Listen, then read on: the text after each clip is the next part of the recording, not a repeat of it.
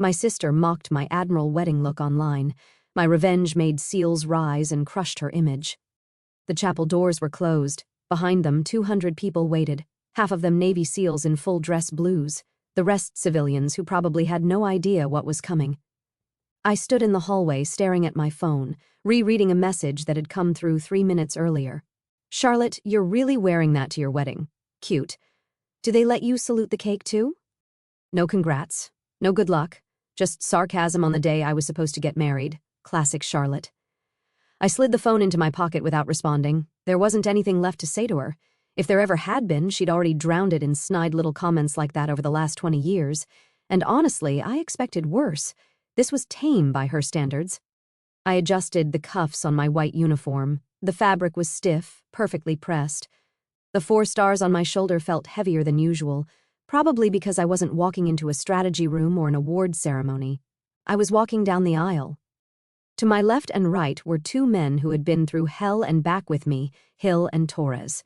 They weren't groomsmen. I didn't want groomsmen. They just said, "Ma'am, we're walking you in." No arguments. I didn't argue.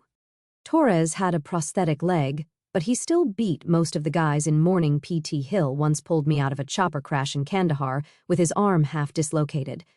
They stood flanking me like it was a battlefield, because in a way it was, just not the kind we were trained for. Miles, my fiancé, was inside waiting. He was probably calm. He always was. That man could read disaster scenarios like bedtime stories and still sleep like a rock. Civilian analyst, quiet but smarter than anyone gave him credit for. And he got it. He never once told me to tone it down or asked if I'd consider just wearing a simple dress. He said, "Wear what feels honest," so I did. The wedding was supposed to be small. Just us, the chaplain, a few friends, and some of my team. I didn't send out 200 invitations. They just showed up. No please reply, no fanfare, just silent, respectful arrivals in black cars and boots polished like mirrors. One of them, Briggs from my Yemen unit, nodded at me earlier and said, "You walked us through hell. We're not letting you walk down that aisle alone." I don't cry easily, but that one hit different. It's strange standing still in a hallway when you've led missions, survived ambushes, flown into combat zones. This should have been easy. Just walk down a few steps, say some words, get married. No live fire, no classified briefings, just vows. But somehow it felt like the most exposed I'd ever been. I didn't tell Charlotte I was wearing the uniform. I knew how she'd react. She always thought I joined the military out of rebellion, like I signed up just to piss her off. Truth is, I did it because I couldn't picture myself anywhere else. But Charlotte never got that. She never wanted to. To her, my entire career was just one long, expensive detour from being someone real. She always wanted me to be her +1 in polished dresses at political fundraisers, not standing in briefing rooms next to bleeding men. When I made commander, she said, "Cool, now maybe you'll stop trying to prove something, like I got a promotion just for fun." And now on my wedding day, instead of silence or even pretending to care, she sent a joke, because that's what she does when she's uncomfortable. She performs. I reached up, smoothed the edge of my shoulder board. The stars were mine, not honorary, not gifted, earned every last one of them. I'd worn them in war rooms and during base lockdowns. But today, I wore them for love. A voice in my earpiece. It was the chaplain. "We're ready for you, Admiral." Hill and Torres both turned their heads slightly toward me. They didn't speak. Didn't need to. My heels clicked against the tile as I stepped forward. The weight in my chest didn't come from nerves. It came from 20 years of service, 2 decades of silence from my own sister, and a room full of men who had every reason not to be here but came anyway. I passed the chapel threshold. The air inside was still. Then I heard it. One voice, firm, "Admiral on deck," and every single man in uniform stood. I didn't smile, not even when they stood. There was a warmth in my chest, sure, but it wasn't joy. It was something sharper, something I'd carried since childhood and learned never to show. Childhood rivalry in a military family. The first time I realized Charlotte hated me wasn't over a fight or a broken toy. It was at the dining table. I was 6, she was 10, and I had just corrected her on the capital of New Mexico. She kicked me under the table so hard my fork hit the floor, then smiled at our mom like she was proud of me for being curious. That's how she played it. Sabotage disguised as sisterhood. By middle school, she had mastered the art of silent sabotage.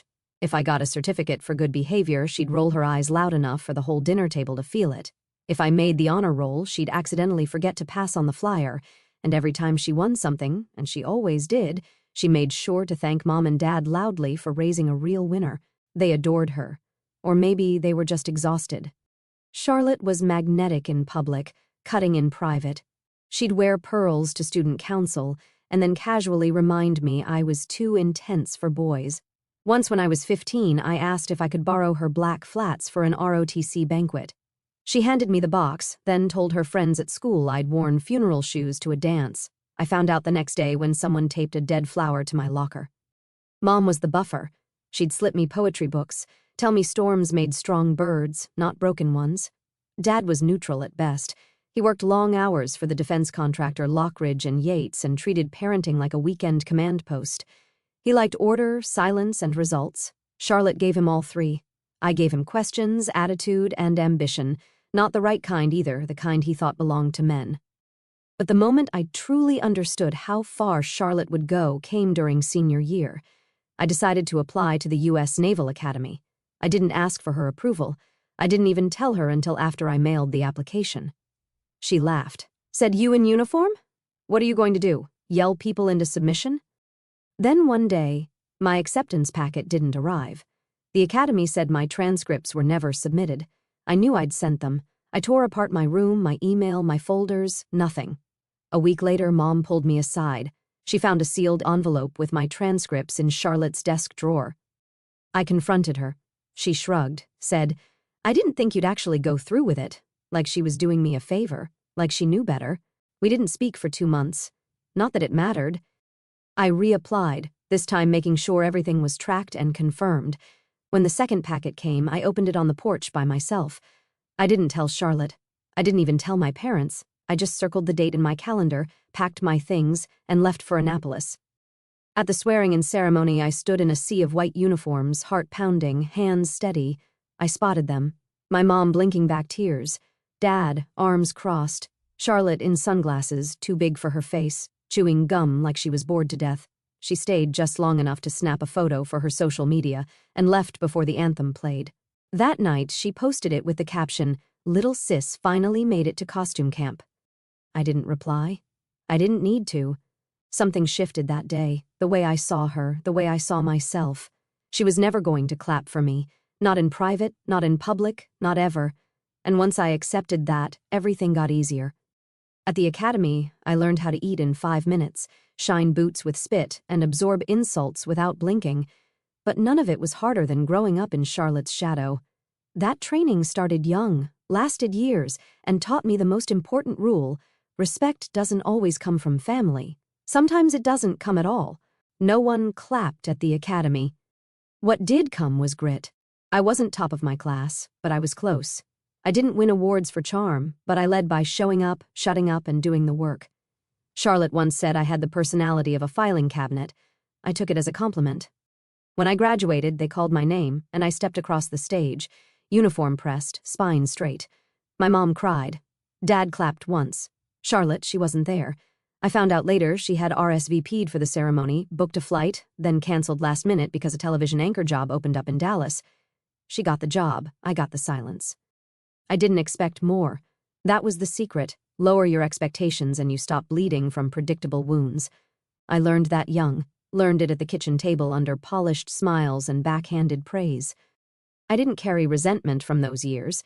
I carried something cleaner, colder, the kind of resolve you earn when you stop trying to be someone's version of worthy and start becoming your own definition of it. I folded that lesson tight and tucked it into the seams of every uniform I ever wore. I never called her after graduation. I didn't need her to pretend to care. I had a duffel bag, orders for Fort Oglethorpe in Georgia, and one slightly wrinkled photo of my mom tucked between a pack of granola bars and a bottle of aspirin. That was enough. The first thing they taught me on base wasn't tactical or strategic. It was psychological. You're either a presence or you're a problem. I was a presence. Quiet, punctual, unshakable. Still, walking into that operations office in my first assignment felt like stepping into a bar where everyone knew each other and no one wanted a new name on the stool, especially not mine. "Are you lost, sweetheart?" That was the welcome I got from a sergeant who hadn't shaved in a week. His name tag read Danner. His tone read dismissive. I didn't flinch, I just said, looking for the person who signs the logistics clearances. Turned out it was him. That didn't help. My official assignment was Naval Logistics Liaison. Unofficially, I was the person they tested, forgot to invite to briefings, skipped on coffee runs, ignored in the hall. The first few weeks were all sideways glances and inside jokes I wasn't part of. That's how you learn the real structure of a unit. The rank on your shoulder matters less than the way they look at you when you walk into the room. Most of the guys had served together for years. Their jokes were coded, their stories repeated and polished. I was an intruder with a clipboard and a spine that refused to bend. I didn't ask for respect. I acted like I already had it. That irritated them. But I wasn't there to make friends. I was there to keep trucks moving, gear accounted for, missions flowing without a single bullet missing. And I was good at it. My reports were spotless, my coordination airtight. By the end of the second month, one of the lieutenants stopped triple-checking everything I submitted. Progress. Even then, I kept my voice low and my eyes open. You learn more from what people don't say. I didn't try to prove anything, just showed up before everyone, stayed after, and left no room for questions. I knew what they called me behind my back. Icebox. Miss Naval Barbie. They thought I'd crack eventually. Instead, I reorganized the entire depot in 3 weeks and cut shipment errors by 40%. When the colonel asked who did it, Danner tried to take credit. I let him. He knew. Everyone did. The next day, he passed me a mug of burnt coffee and said, "Not bad, Brennan." That was the first unofficial handshake. Meanwhile, Charlotte had started anchoring morning segments in Phoenix. Every time I turned on the television in the mess, there she was. Perfect lighting, perfect hair, fake sincere voice as she read headlines between fitness ads and weather reports. One night, a guy from my unit pointed at the screen and said, "Hey, isn't that your sister?" I nodded. He grinned and said, "No offense, but damn, she looks like the type who's never done a hard day's work in her life." I didn't say anything. I didn't have to. She had lights. I had grit. I worked that base for 18 months. No disciplinary issues, no broken protocols. By the end, they weren't just tolerating me, they were asking for my input. I wasn't loud, I was solid, and in the military, solidity is currency, earning respect where I wasn't wanted. Then came the letter, not from home, from Annapolis. Accommodation, acknowledgement for operational excellence in field logistics. It was the kind of paper that gets you noticed. I pinned it inside my locker. Danner saw it one day and muttered, "Guess you're not just here to warm a chair after all." I wanted to tell him he was late to the realization, but I just nodded and went back to work. When my transfer orders came, Coronado, California, I packed light. 1 uniform for inspection, 1 for deployment, and a photo of Mom now creased in the corner. I didn't call anyone to say goodbye. They didn't expect me to. On my last day, someone had left a note in my desk drawer. No name, just 5 words on a sticky note, not bad for a quota. I didn't smile, I just folded it and kept it. Proof that sometimes you don't need applause to win the room, you just need to stay standing until they run out of reasons to push you down. The flight to Coronado felt like crossing into another country. Everything at Fort Oglethorpe had been slow, dusty, and half held together with duct tape and resentment. Coronado was sharp, fast, and humming with the kind of intensity that made people talk with clipped vowels and walk, like they had somewhere more important to be. My assignment was to Naval Amphibious Base Operations SEAL Logistics Support. Not glamorous, but crucial. It was the kind of job where if you screw up, a mission doesn't just fail, people die. And I knew the unspoken truth walking in. No one was going to trust a woman pushing paperwork unless she did it so flawlessly that they couldn't afford not to. Day 1, the chief petty officer glanced at my file, then at me, and asked, "You sure you're not in the wrong place?" I told him I was right where I was assigned. He muttered something about PR stunts and waved me toward the supply cage. My official title was Operations Coordinator. Unofficially, the newbie with 0 field cred, a tight bun, and a uniform too clean. The guys called me Icebox within the first week, not because I was cold, because I didn't flinch. I didn't joke back. I didn't break. Every morning, I showed up 15 minutes before anyone else, reviewed requisition logs, flagged discrepancies, and sent my corrections to people who didn't want to read them. Then I sat through meetings where the men talked over each other and me, and occasionally forgot I was in the room. I answered questions only when asked, but when I did, I knew my stuff. Fast, accurate, no filler. There's a thing that happens in environments like that. When you're quiet, they assume you're weak. Then you make one decision that saves their asses, and suddenly you're not invisible. You're unavoidable. That moment came about 2 months in. One of the SEAL teams was gearing up for a pre-deployment training cycle, and the logistics for their loadout were a mess. Missing gear, misrouted crates, expired inventory sheets. It should have taken a week to untangle. I did it in 36 hours alone, then restructured the entire ordering system so it wouldn't happen again. Didn't ask for permission. Just did it. The lieutenant in charge barely looked at me when I handed him the new chain, but 2 days later, when nothing got lost and every box landed where it was supposed to, he nodded once and said, "Nice work, Brennan. That was the promotion. Not on paper, in tone, but respect is rented in places like that. Do every day in silence." I still had to prove it wasn't a fluke. Charlotte sent a gift box to the office around that time. Cookies, a note with her station logo on it, and a little card that read, "Stay strong, little sis. Hope this job isn't too boring." I left the box in the common area. The guys ate it without asking where it came from. Someone said, "Your girlfriend's got nice handwriting." I didn't correct him. Week by week, I built a rhythm. I knew who double-counted, ammo, who skipped chain of custody reports, who forged their commander's initials when they were late. I didn't snitch. I cleaned up their messes before they became problems. That was how you earned space in their world. One morning during gear inspection, a SEAL named Ramos called me ma'am without sarcasm. I almost missed it, but it landed. Things were shifting. The day I bled for my team. Still, every win came with a cost. I missed my mom's memorial service that year. Charlotte sent pictures from the family gathering.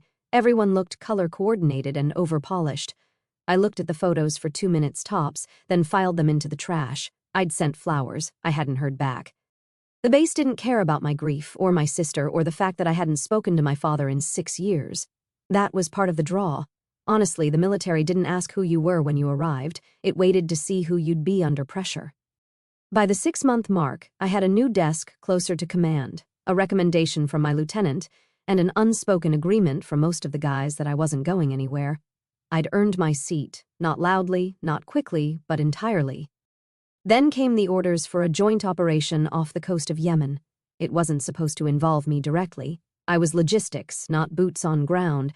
But things don't always go to plan, especially in places where everything moves fast and silence carries the heaviest weight. The only reason I was even near the flight line that day was because the operations lead had forgotten to file a secondary manifest, and no one trusted the new kid with paperwork anymore except me. I caught the error, grabbed my clipboard, and jogged across the tarmac to intercept the crew loading the crates onto the wrong bird. That's when the call came in. A recon team had gone dark outside Al-Mukalla. They were light, 6 operators, 1 drone tech, minimal support.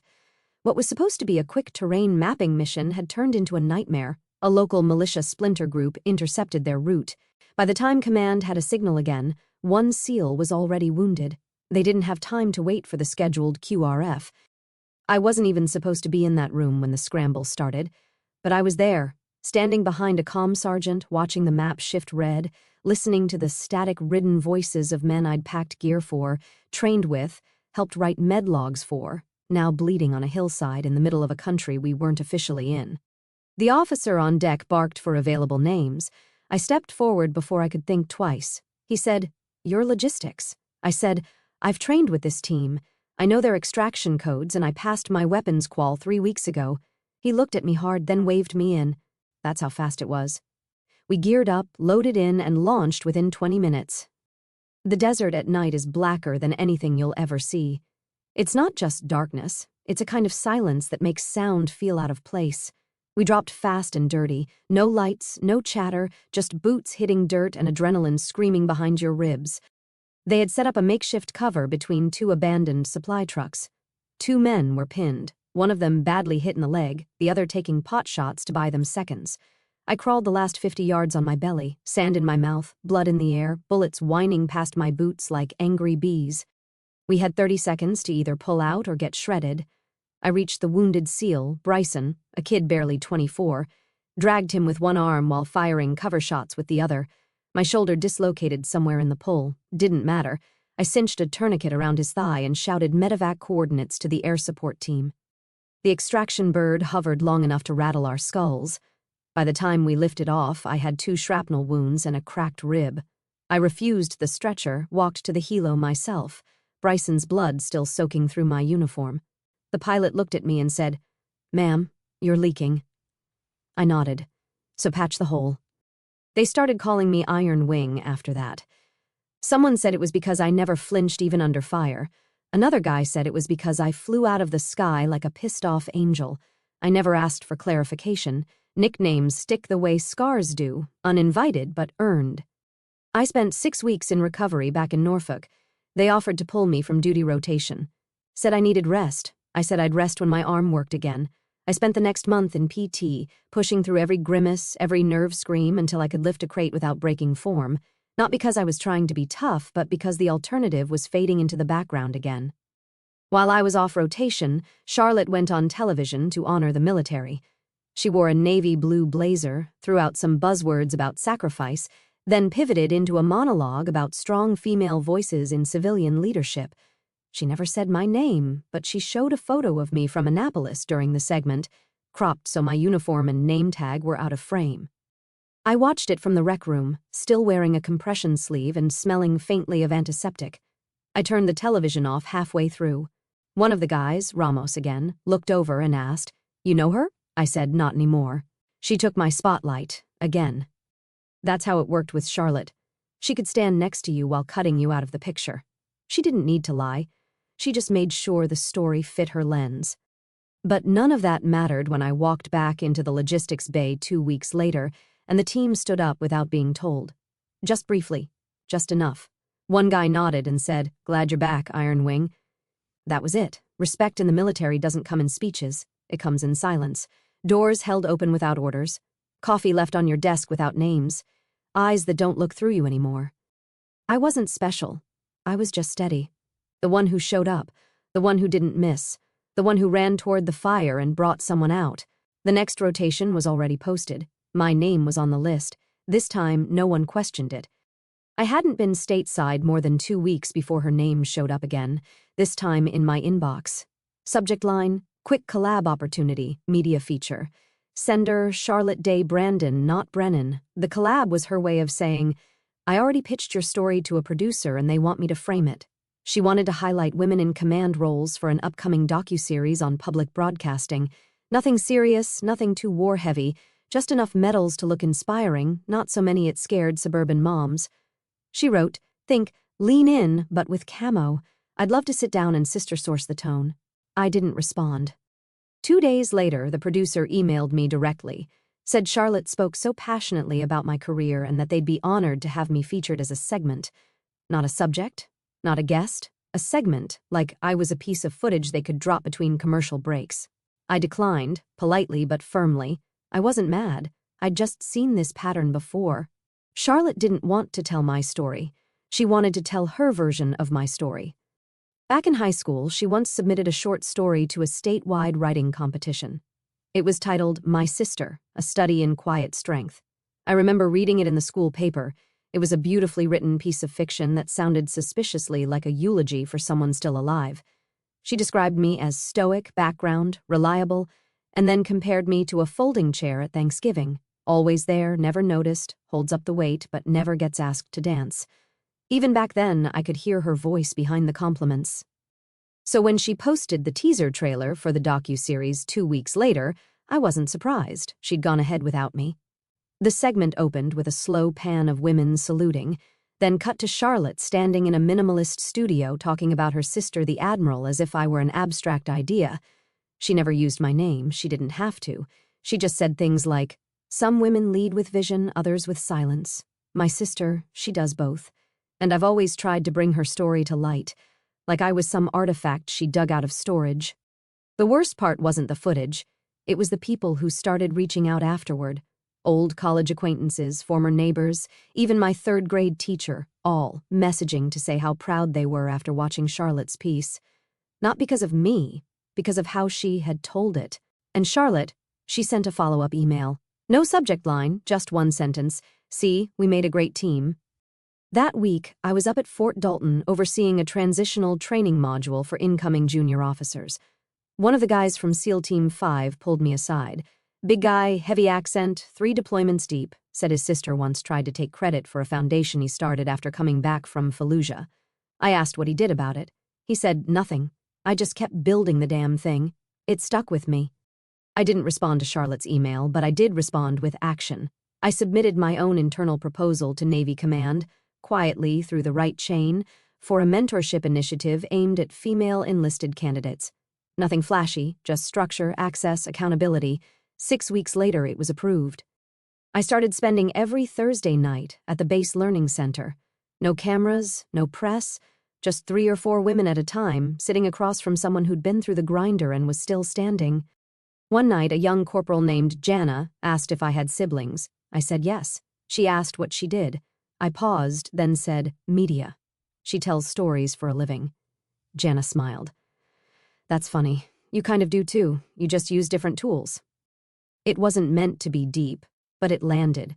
Because while Charlotte was on NPR describing my leadership in poetic half-sentences, I was teaching 19-year-olds how to read tactical terrain and hold a perimeter without panicking. I didn't need a spotlight. I needed a damn working flashlight. And for once, I had it. The ones who didn't come home. And just when I thought I'd finally found a rhythm that made sense, the notifications started lighting up on my phone like a bad omen. The first text said, Ma'am, it's Corporal Briers. Just checking if this email is real. It came at 2:17. I was still up sorting through intake reports for the mentorship program. I had no idea who Briers was, but something about the timing didn't feel random. I replied, Go ahead and forward it. I'll confirm. What he sent was a PDF attachment. The subject line read, Final note, Tyler J. Rowan. Tyler had been one of ours, SEAL candidate, passed every physical threshold we threw at him. Sharp mind, sharper instincts, barely 24. I hadn't seen his name in months, not since his last performance eval, but the report hit like cold water. He took his own life at home. No note left for his parents, no letter to a friend, but in a secure draft folder on his old base email account, they'd found something. Just a few lines saved but never sent. I know Admiral Brennan doesn't know who I am, but she changed the way I thought about this place. When she spoke, I didn't feel like a mistake. That meant something. Please tell her thank you. No punctuation, no sign-off. I sat back completely still. There was no right protocol for something like that. You don't call their family. You don't forward the message to the chaplain.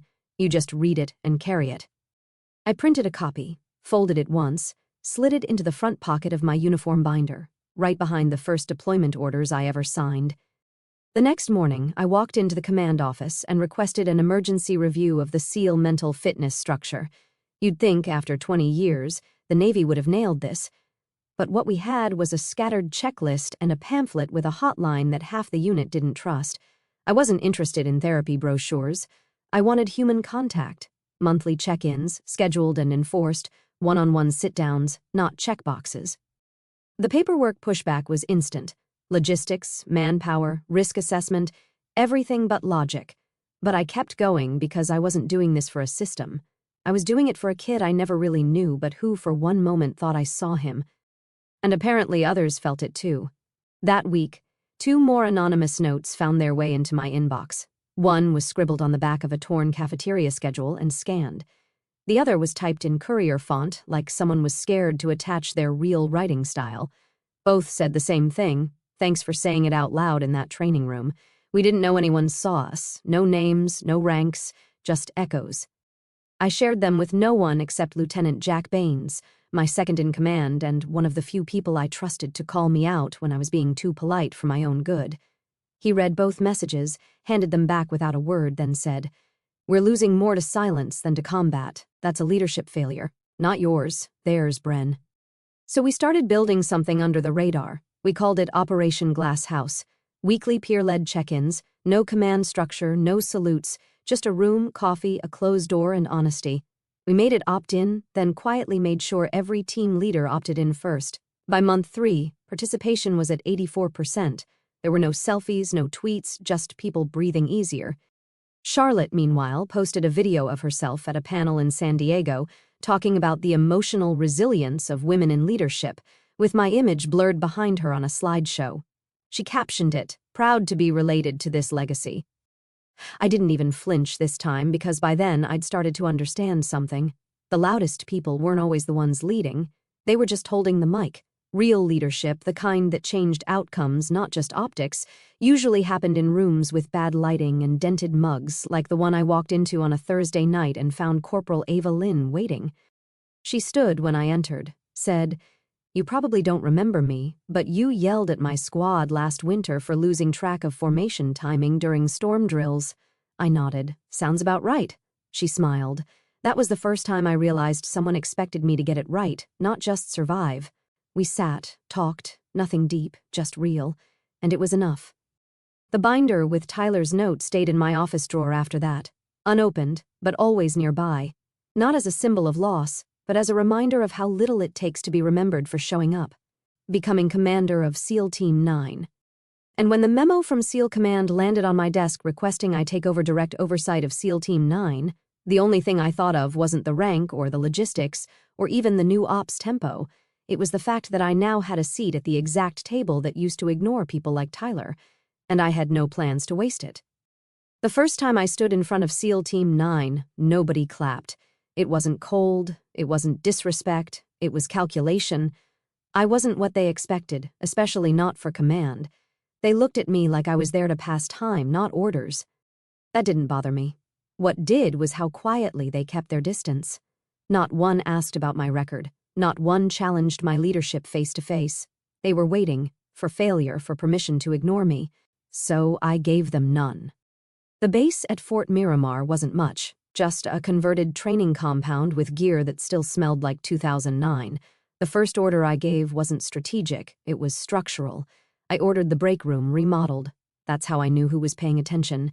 Anyone who groaned about wasted budget didn't understand what I was doing. Culture comes before combat readiness, and a team that doesn't sit together won't bleed together. Week 1, I canceled 2 pre-scheduled war games and replaced them with unannounced night ops across the hills behind the training zone. I told them, "We're not here to rehearse victory. We're here to find the first person who panics under pressure." That person wasn't who they thought. It was Lieutenant Brian Ness, 12-year vet, 2 combat citations, looked like a walking recruitment poster. But his flashlight battery died in the ridge, and he lost bearings for a full 22 minutes. Didn't call it in. Froze. He showed up at my office the next morning expecting to be benched. I told him, "You're staying, and next drill you're leading because now you know the feeling and that means you'll watch out for it in others." That was the first crack in the wall. After that, the silence started to shift. I didn't try to be one of them. I didn't eat with them or joke with them during briefings, but I was always visible. I watched every exercise. I walked the perimeter instead of riding it. I showed up before they did and left after. The nicknames started about 2 months in, not in public, just among the squad leads. Iron Hand. I heard it once, half whispered behind me during debrief. I pretended not to catch it, but it stuck. We ran 2 full-scale joint OPS simulations that quarter. 0 serious injuries, highest overall evaluation score in the region. SEAL Command took notice. So did the men. One night, after a late post-op report review, Chief Sandoval knocked on my door. I thought it was paperwork. Instead, he sat across from me and said, "Permission to speak freely, ma'am." I nodded. "You run us hard. Some think too hard, but nobody questions if you'd show up when it gets real." He didn't wait for an answer. He just stood, saluted, and left. A week later, a former squad leader named Hamlin sent a transfer request, specifically requesting reassignment under my command. It was the first of 8. The request forms started stacking. Men with prior conflicts, disciplinary flags, or just reputations for being difficult. They weren't looking for a soft landing. They were looking for someone who didn't flinch when things cracked open. I didn't take all of them, but I reviewed every name, and when I built the new rotation schedule for deployment prep, I did something nobody expected. I asked for volunteers to join a separate platoon, cross-branch trained, fast response, attached to disaster relief and recovery when not deployed. High impact, low glory work. 10 hands went up. That was all I needed. SEAL Team 9 started changing, not from the top down, but from the inside out. The men trained differently, talked differently. Not softer, but sharper. like they were done proving something to each other and ready to move with purpose. Meanwhile, Charlotte published a piece in a national magazine titled "The Cost of Hypermasculinity in Modern Warfare." She used photos from our ops deck without clearance, claimed an anonymous source had given her insight into military emotional dysfunction. I didn't issue a statement. Instead, I sent a secure message to every team member. It read, "There's what people say about us, and there's what we build together. Only one will still be standing a decade from now." That week, Chief Sandoval handed me a box. Inside was a hand-stitched unit patch. It wasn't regulation, but the emblem was clear, a lightning bolt across a hand in salute, and beneath it, "Never small again." No explanation, no speech. I had it sewn to the inside lining of my jacket where no one could see it, but I always felt it when I moved. That's the thing with real leadership. It's not about who claps. It's about who follows even when no one's watching, falling in love while wearing the uniform. Miles Corwin didn't knock when he walked into my world. He emailed. Technically, it was a security request, standard protocol for a joint cybersecurity readiness audit. He was part of a civilian task force from the Defense Intelligence Directorate, flagged for a week-long interagency evaluation at Miramar. I scanned the memo, filed it with the usual stack of red tape, and didn't think about it again until the morning he showed up at my desk with a coffee I hadn't asked for, and a question I didn't expect. "Why do your internal firewalls mirror legacy naval schema from 2008? I looked up. Civilians usually opened with a handshake or small talk. He led with the systems critique. "Ballsy. Because 2008 schema still blocks everything the 2021's leak," I said. He smirked and replied, "That's the first honest answer I've gotten all week." Miles didn't dress like government. Button-downs with rolled sleeves, no tie, wireframe glasses he pushed up his nose when he was annoyed. But he had the kind of presence that filled a room without stepping forward. He was quiet in the way people are when they know exactly how loud they could be. Over the next 5 days, we argued over 4 policies, rewrote 3 compliance protocols, and accidentally shut down half our shared drives for 4 hours during a patch test. I expected frustration. He brought pizza and fixed it in 22 minutes. He didn't ask me personal questions. He asked operational ones. How do you manage morale when you can't promise rotation dates? What do you do when your team screws up publicly but recovers privately? He wasn't flirting. He was studying leadership. Mine. By Thursday, I caught myself staying a few minutes longer in the briefing room just to hear him talk about layered security logic like it was poetry. By Friday, he asked if I ever took a lunch break that wasn't protein bars at my desk. I told him only when someone proves they understand the chain of command. He said good, because I already asked your XO and he told me you're due for an actual sandwich. So we ate outside on a bench overlooking the southern fence line. We didn't talk about rank or clearance. He asked me what book my mom had read to me the most as a kid. I told him Dickinson, Wild Nights, Wild Nights. He said his mom was more of a Steinbeck woman. Discipline without love is cruelty. When he left that Sunday, he didn't push, just handed me a sticky note with his number and wrote, "If you ever want to audit something other than firewalls, I'm game." I didn't call, not right away, but 2 weeks later he sent me a PDF of a protocol rewrite he'd modeled off our conversation. The subject line said, "Stole your logic. Feel free to press charges." I replied with 2 words, "Request granted." The back and forth turned into calls. The calls turned into dinner when I was in DC for a briefing. Dinner turned into something I didn't know how to label. Quiet companionship, consistent respect, the rare feeling that I didn't have to modulate myself down to be understood.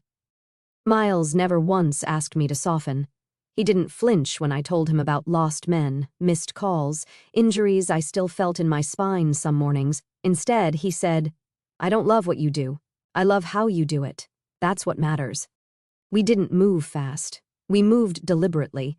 He didn't show up with flowers or speeches. He showed up with clarity, like the night I got back from a 10-day training op, too exhausted to unlock my front door. He was already there. Lights dimmed, stove on, reading a file on military-civilian integration policies. He looked up and said, "I figured you'd want protein, not small talk." I sat on the couch and watched him stir something in a skillet and realized this man would never ask me to be smaller. He didn't care about my title. He didn't want to wear it like a badge. He wanted to walk beside it. The moment I knew it wasn't just connection but permanence was during a conversation that lasted under 30 seconds. I told him about a young lieutenant who'd cracked under pressure in a live op. Miles listened, then said, "You taught him how to survive. Who taught you?" I didn't answer. He didn't press. Instead, he said, "If you ever want to stop being the one who always holds the line, I'm here, not to rescue, just to hold the other side. No declaration, no drama, just presence." That was the night I looked at him and said, "If you ever propose to me, do it like that. Quiet, steady, no fireworks." He smiled, leaned back, and said, "Good, because I already ruled out skywriters." There wasn't a single moment when Miles won me over. He didn't have to. He just stayed when most people blinked. He listened when others performed. And more than anything, he knew something nobody else had ever said out loud. I wasn't hard to love. I was hard to fake it with. And that meant he didn't try. Her tweet went viral, but so did loyalty. The box arrived on a Tuesday. No return address, no card, just a carefully folded ivory white dress uniform, pressed flat and still warm from the cleaner's steam. My name was stitched above the pocket, rank insignia polished to a shine, shoes wrapped separately inside the inner lining of the coat. Someone had tucked a note, "You've stood for everyone else. Now let us stand with you." It wasn't from Miles. He'd already asked, quiet, simple, no kneeling. Just 2 coffee mugs and a question in the kitchen. "What do you think about doing life officially?" I said yes without blinking. We planned something small, local courthouse, 24 guests, light lunch afterward, no spectacle, no staged emotion, just people who mattered. But then Charlotte called. She started with pleasantries, asked about venue details, dates, if I'd chosen a florist. Then came the line, "I know you're probably doing that whole stoic uniform thing." I cut her off. "Yes, Charlotte, I am wearing the uniform." She gave a tight laugh. "Well, I just think you might want to consider something more inviting. To make people feel less like they're at a funeral." I didn't respond. I knew that tone. It was her polite way of saying, "Don't embarrass me." She wasn't even invited, not officially. The please reply mail bounced. The last communication we'd had before that call was a forwarded link to her TEDx talk about feminine resilience in boardrooms. She'd used my photo again, this time with a voiceover about invisible women rising through hard structures. She didn't ask for permission. She just built her brand and used my shadow for contrast. 2 days after that phone call, she tweeted it. White background, bold black font, her face in the top right corner, text overlaid on an image of a dress uniform. Nothing screams marrying for control like a woman showing up to her own wedding in government-issued fabric. #chills. It landed at 9:14 a.m. By 9:23, it had over 5,000 likes. By noon, it was on Instagram. A few gossip accounts picked it up, mocking the bridezilla with combat boots. Some of the comments were worse than the tweet. "Guess love means never having to wear heels." Is this the military's version of cosplay? Imagine saluting your wife instead of kissing her. They didn't know who I was. Didn't know what those stripes meant or the blood it cost to earn them. I didn't say a word publicly. Neither did Miles. He just slid my phone off the table, set it face down, and asked, "Red or white with dinner?" But others did speak. It started small, a comment thread under a Navy spouse's forum, then a stitched video by a former Marine on TikTok reading my service record line by line, ending with, "She doesn't need to explain. That uniform is the reason you get to mock her in peace." By midnight, the hashtag flipped, Admiral Bride, salute the dress. Iron Wing Wedding. But none of that mattered compared to what showed up the next morning. One by one, letters started arriving, not DMs, not tweets. Letters, handwritten, folded carefully, sent to the base, sealed with tape and reverence. A young girl from Iowa wrote, "My brother says girls can't be Navy, but I saw your picture and now I'm going to be Ironheart." A retired sailor sent a ribbon bar from his first deployment with a note, "I never had a daughter, but if I did, I'd want her to walk down the aisle like you." Even a few active duty members who'd never served with me reached out quietly through back channels. "If you ever need a row filled, I got the dress whites ready." That's when the emails started coming, not from the public, from the men I had trained, served beside, led, SEALs, Marines, medics, even logistics officers I hadn't seen in 8 years. Each one said the same thing in their own way, "Tell us where and when." Not because of Charlotte, not out of spite, but because the uniform didn't just represent service. It represented a truth some people didn't want to acknowledge, that you can lead with grace and still wear steel. That honor isn't gendered, that sometimes the strongest walk down the aisle not in lace but in legacy. I didn't respond to Charlotte's tweet. I didn't repost. I didn't rebut. But I did send one reply, not to her, to everyone else. I posted a single photo of the uniform box, pressed and perfect, captioned with 7 words, "This is what earned looks like." Then I closed the app. There was still a wedding to plan, and apparently a guest list that was about to get much, much larger. 200 SEALs saluted. My sister walked out. The first to arrive was Master Chief Eric Donnelly, 12 years out, 2 hip surgeries, and still the only man I knew who could make a full room shut up just by raising an eyebrow. He walked into the chapel the morning of the ceremony holding a white envelope with my name on it and said, "Got your 6, Admiral. No please reply, no announcement, just that." Then came Tyler Keyes, who once took a bullet in Panama and refused morphine because it slows my math, followed by Lieutenant Brickhouse Reyes, who once deadlifted a submerged engine block to save 2 divers. Then more, dozens, then over 100. By 1100 hours, chapel staff were scrambling to open the side wings for overflow. I stood in the back prep room staring at myself in the mirror. Full dress whites, shoes shined, medals aligned, no veil, no makeup beyond what the Navy's grooming regs allowed. I was still me, only cleaner, only steadier. Miles was already in position near the altar. No groomsman, just him. A dark navy suit, polished shoes, and a quiet confidence. He didn't ask how many people had shown up. Didn't need to. He knew. At 11:50, my phone buzzed. A message. No contact saved, but I knew that number. You're really going through with it in uniform. Disgraceful. I didn't blink. Didn't delete it. Just stared at it the way you look at a scratch on glass. Unavoidable, but irrelevant. Then I turned the phone over and slid it into the inside pocket of my uniform. 2 men stood beside me. Senior Chief Gavin Ford and Petty Officer Liam Trass. Both had once crawled through a burning structure to pull me out after an intel operation in Djibouti went sideways. I owed them my spine, literally. Ford said, "You still want us flanking you?" I said, "I don't need it." He replied, "Trained, that's why you're getting it." The organ began. The chapel door stayed shut a few more seconds as the congregation rose. And then came the call. Deep, crisp, firm, "Admiral on deck." I hadn't planned it. I hadn't asked for it. But when those doors opened, 200 SEALs, Marines, corpsmen, and a smattering of Army and Air Force, uniformed, decorated, weathered by time, stood in unison. Not by command, by choice. Their hands rose to brows, white gloves, steel posture, silent thunder. No music played, just boots striking floor as I walked down the aisle between men and women who had carried out orders with my name attached to them, who had held fast under fire because I had told them to hold, who had returned home because I'd fought to get them there. Ford and Traz at my sides. We passed the pews row by row. Some I hadn't seen in a decade, some the first never expected to see again, but they were all there, some scarred, some limping, some clean-shaven, some bearded and wild. But every one of them stood for me. Not the rank, not the medals, me. Halfway down the aisle, I caught eyes with Rear Admiral Lee Barker, my first mentor from Officer Development School. She gave me the smallest nod, one that said, "Now they see what I saw." I kept walking, spine locked, chin level, no smile, no tears, just presence. At the altar, Miles stood, hands folded behind his back, standing at ease.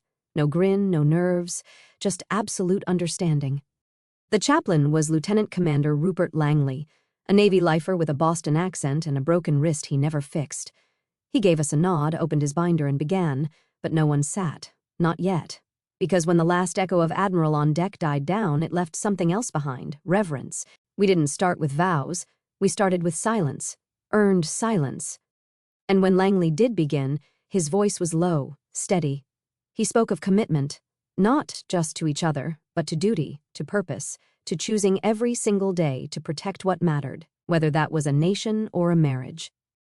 Our vows didn't mention sickness or health, richer or poorer. Mine were, "I will never ask you to shrink." His were, "I will never ask you to stop." We promised to protect peace, to make space for stillness, and to sharpen each other without dulling our joy. There was no "you complete me." We were already whole. Then came the moment. Langley said, "By the power vested in me," and before he could finish, a sound rose. It wasn't applause, not yet. It was the collective sound of 200 chairs creaking as warriors sat down in quiet unison. No chaos, no pomp, just the shift of bodies and fabric like a living exhale. Miles kissed me, brief, steady, then turned. A saber arch waited at the exit, not made by officers but by enlisted, every blade lifted by hands that had once held rifles under my command. As we walked through it, I caught sight of the last row. A man stood alone outside, visible through the rear window, rigid posture, dress blues, arms behind his back. He didn't come inside, but he came, and that somehow registered like a crack under the surface. But I didn't stop walking, didn't slow, just stepped through the blades into sunlight that didn't burn, just clarified. The first applause I never asked for. The reception was held in a hangar-turned-banquet hall on base.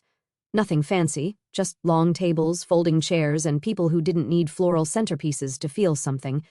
The chow line stretched around the corner, heavy on barbecue, light on pretense. Nobody clinked glasses or gave toasts with polished speeches. They just came up one by one, said what they needed to say, and left behind handshakes that felt like anchors.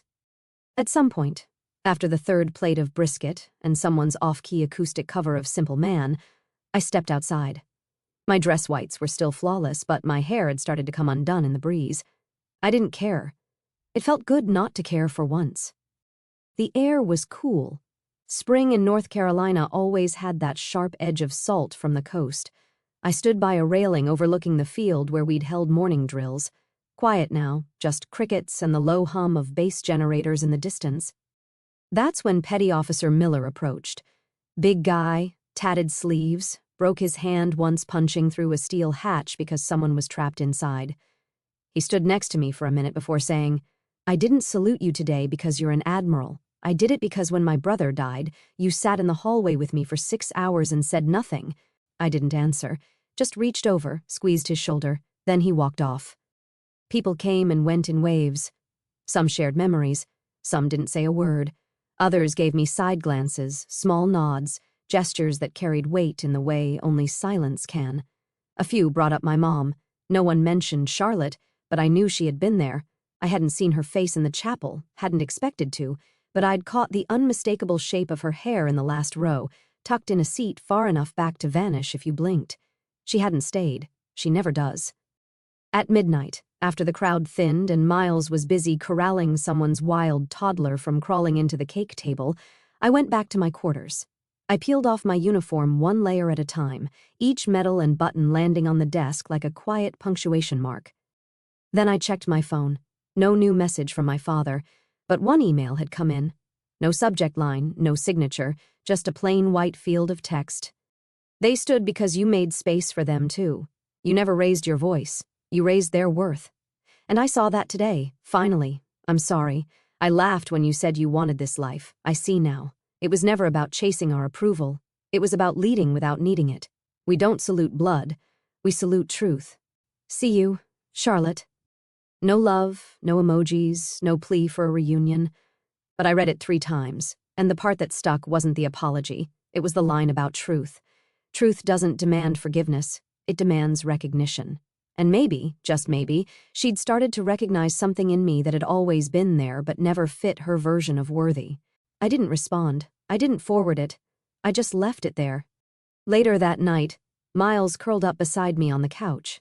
He smelled like soap and bourbon and a touch of strawberry cake someone had smeared on his shirt during a hug. He asked, "Did your dad ever text again?" I shook my head. Then he said, "Did it matter?" I looked out the window where the base lights reflected off the tarmac, a place that had once felt like a battlefield, now felt like a border I'd crossed. "No," I said, "not the way it used to," and I meant it. The girl named after me saluted back. The first thing I noticed from the stage wasn't the lights. It was the weight of 100 cadets sitting straighter when I stepped up. The auditorium at Fort Hayden had that same government-issue blandness. Beige walls, retractable seating, ceiling tiles probably older than most of the recruits in the front row. But the air had that low buzz of eyes waiting to see if the person with 4 stars on her shoulder was just another suit reading off a teleprompter. I wasn't here to lecture. I didn't bring a PowerPoint. I brought a notebook with 2 words scribbled across the top, remember them? This wasn't a conference. It was a quiet reckoning. When they introduced me, the room clapped, polite and restrained, not because they didn't care, but because no one really knew how to respond to a female flag officer who didn't walk in swinging a bat made of rank. I didn't mind. I wasn't here to be liked. I was here to be honest. I started by telling them about Sergeant Alan Ree, the instructor who didn't show up for morning formation and whose locker was found full of unmailed birthday cards and a single note with my name on it. Then I told them about Lieutenant Priya Nair, who got pushed out for emotional volatility when all she did was file a harassment report her superior didn't want seen. I didn't cry. I didn't raise my voice. I just told the truth, that leadership wasn't about medals or authority. It was about seeing people before they disappeared, about asking the hard questions when no one else would, about creating a culture where toughness didn't mean silence and professionalism didn't mean pretending you're invincible. The room was still. Then I said something I hadn't planned. Respect doesn't always salute you. Sometimes it watches to see if you stand anyway. And that's when I saw her. Second row from the back. Sunglasses tucked into her blouse, hair longer now, subtler makeup. But there was no mistaking her. Charlotte Breening, my sister. She didn't smile, she didn't wave. She just looked straight ahead like everyone else, hands folded in her lap. I don't even know how long she'd been there. I kept going. Talked about how we rewrote the post-deployment protocols at Norfolk, how we included family reintegration counseling whether the COs liked it or not, how the suicide rate in our unit dropped 37% over 2 years.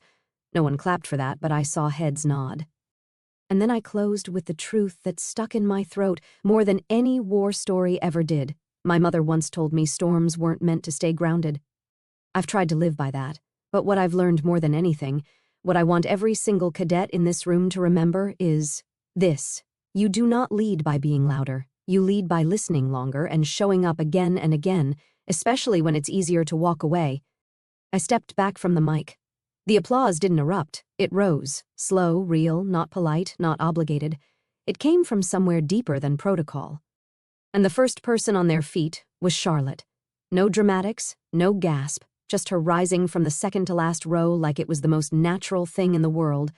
And then one by one the room followed. She didn't mouth "I'm sorry," she didn't say anything. But she clapped hard with both hands. And I didn't cry. Not then. Because for the first time in my life, my sister wasn't looking down at me or past me. She was looking directly at me, on my terms, and that was enough. Charlotte's applause didn't change my life, but it changed the air in that auditorium. For the first time, I wasn't the one bridging the silence. Someone else stood up and met me halfway. That night, I didn't replay the moment like a victory. I treated it like a weather report. Something quiet had shifted. A high-pressure system finally moved on. 2 weeks later, I got the call from the Department of Defense. They were greenlighting the overhaul initiative we'd been pitching for years: joint operations, reform, mental resilience, integration, ethical command training from the ground up, and they wanted me to lead it. They didn't ask for a consultant. They asked for oversight, for vision, for a blueprint that could hold weight long after I retired. I didn't hesitate. I said yes. The first site we visited was Fort Burwell, a place I hadn't stepped foot in since my first deployment. Back then, I was the junior officer assigned to a team that didn't believe in women in charge unless it was a joke. Now I walked into that same hangar wearing 4 stars. The senior chief at the gate saluted before I even reached him. Inside, the whiteboards were full of new training models I'd written. The instructors were fresh-faced, open-eyed, eager but grounded. I walked past one classroom where a young woman in desert camo was leading a briefing on operational stress mitigation.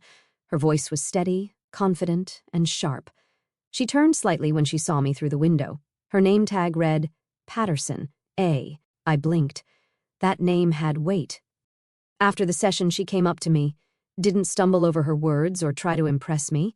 My dad was Corporal Nick Patterson. You pulled him out of a wreck off Mogadishu. He said you saved more than his life that day.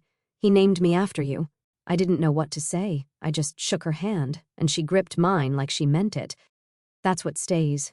The names that get passed down, not out of tradition but out of impact. The leadership that echoes beyond your command. I traveled base to base for the next 6 months, watching the new model come to life.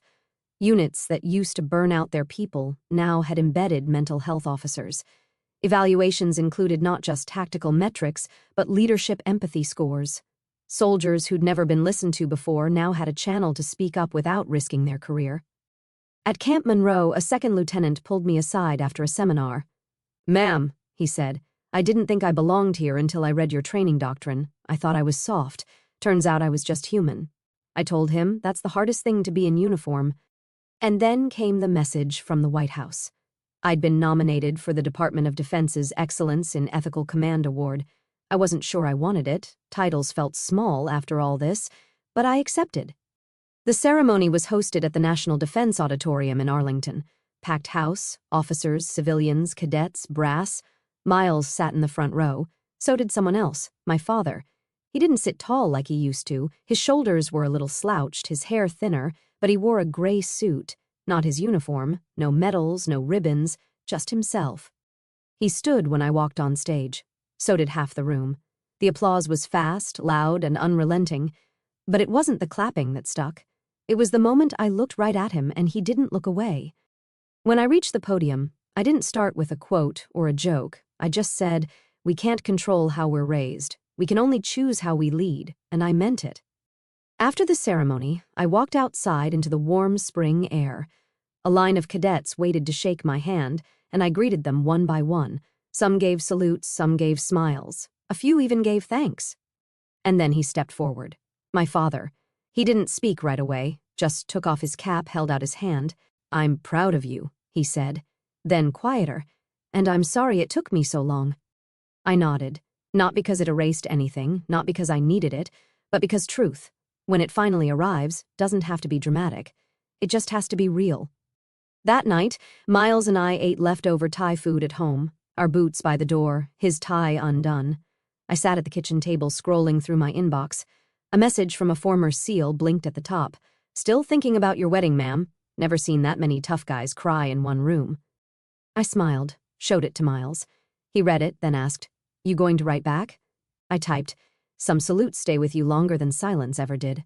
Then I turned off the phone, leaned back in my chair, and let the quiet settle. Because in the end, revenge didn't look like payback. It looked like policy change. It looked like my sister standing up, my father reaching across decades. It looked like a young cadet named Avery Patterson taking the oath in boots I once filled. And it felt like this, like standing tall so others know it's possible. And maybe that's the real victory, when you no longer need the people who doubted you to admit they were wrong. You just need them to see that you're still standing, that the things they laughed at built the life they couldn't imagine. Not louder, just stronger, not bitter, just unshakable. Because in the end, the loudest revenge isn't noise, it's proof.